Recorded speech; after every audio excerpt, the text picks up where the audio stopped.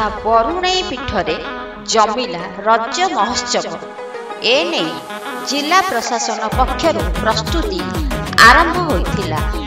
जिला प्रशासन एवं सामाजिक अनुष्ठान विशांतर मिलित आनुकूल्य रज महोत्सव आडंबर पालन लगी निष्पत्ति निया जाइथिला। मंगलवार जिलापालक सम्मेलन कक्षरे प्रस्तुति बैठक अनुष्ठित होइथिला।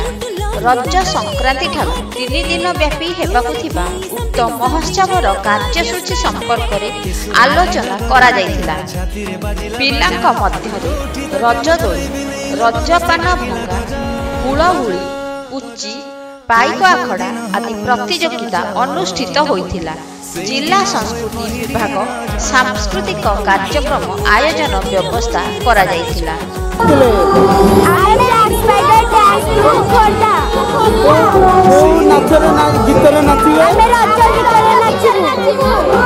फास्ट टाइम आपण करो ना आगुरु केबे आस्तिले के शो आपण करछन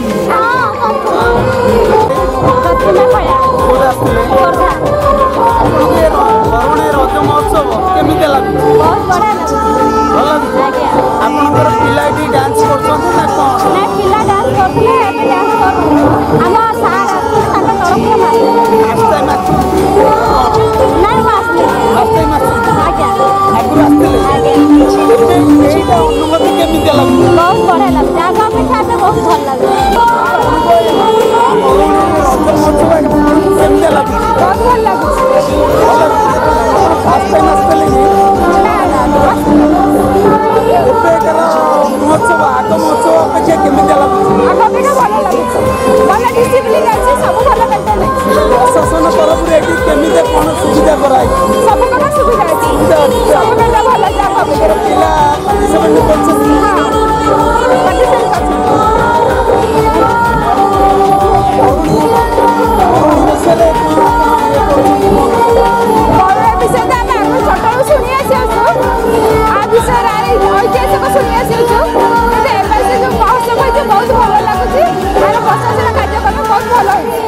जन समागम को दृष्टि रखी जिला पुलिस पक्षर ट्रैफिक भीड़ निमंत्रण एवं आईन श्रृंखला उपरे गुरुत्व दिया जाइथिला।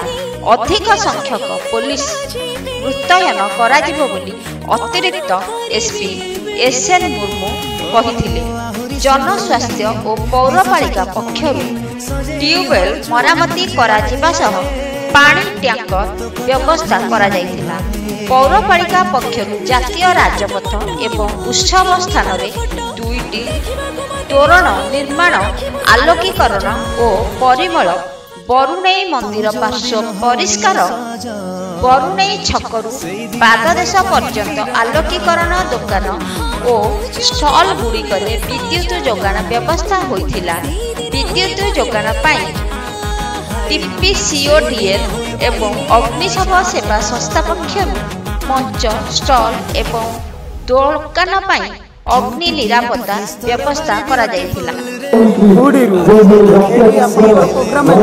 आज्ञा आमे जो संस्कृति ओडिसा संस्कृति पाइक आखड़ा प्रोग्राम करथान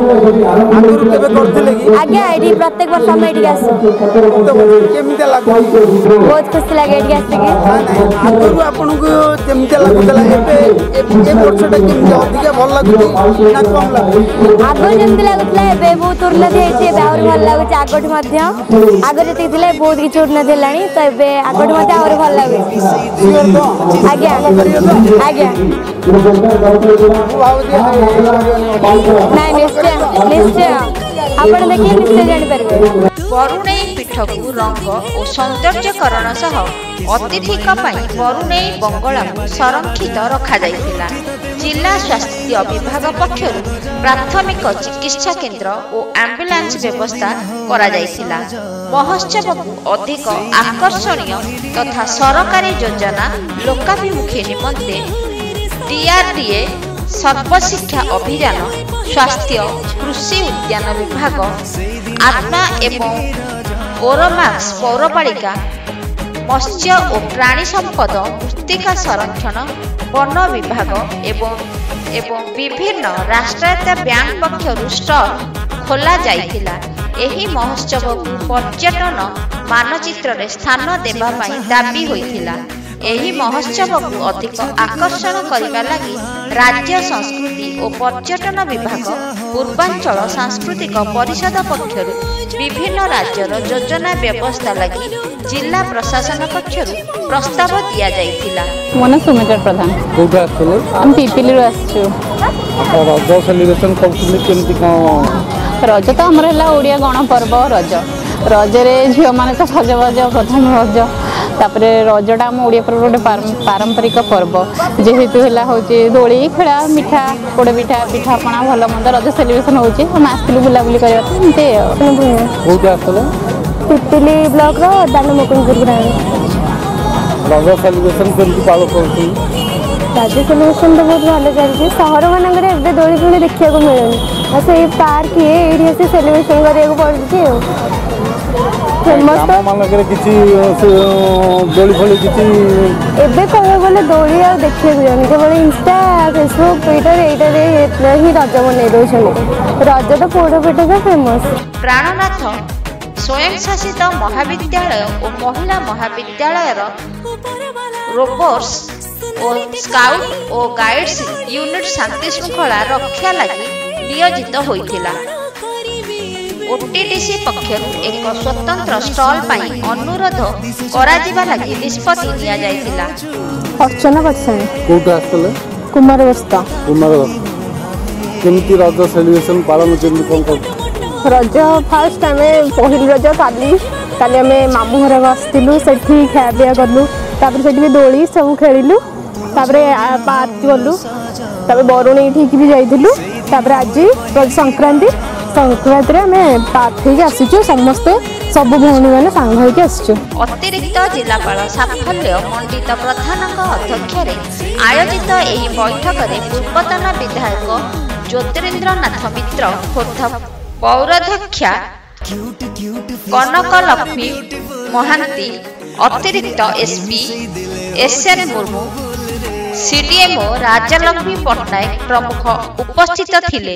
ଜିଲ୍ଲା ସଂସ୍କୃତି ଅଧିକାରୀ ଚୌଧୁରୀ ଅରବିନ୍ଦ ଦାସ ବୈଠକରେ ସଂଯୋଜନା କରିଥିଲେ। ଜିଲ୍ଲା ସୂଚନା ଓ ଲୋକ ସମ୍ପର୍କ ଅଧିକାରୀ ଜ୍ୟୋତ୍ସ୍ନାମୟୀ ଆଚାର୍ଯ୍ୟ, ପୌର ନିର୍ବାହୀ ଅଧିକାରୀ ରିୟୱନା କର୍ଣ୍ଣକ ସମେତ ଅନ୍ୟ ବିଭାଗୀୟ ଅଧିକାରୀ ଏବଂ ବିଶାନ୍ତର ସଦସ୍ୟମାନେ ଉପସ୍ଥିତ ଥିଲେ। ଖୋର୍ଦ୍ଧାରୁ ଆନ୍ଦୋଳନ ଓଡ଼ିଶା ବ୍ୟୁରୋ ରିପୋର୍ଟ।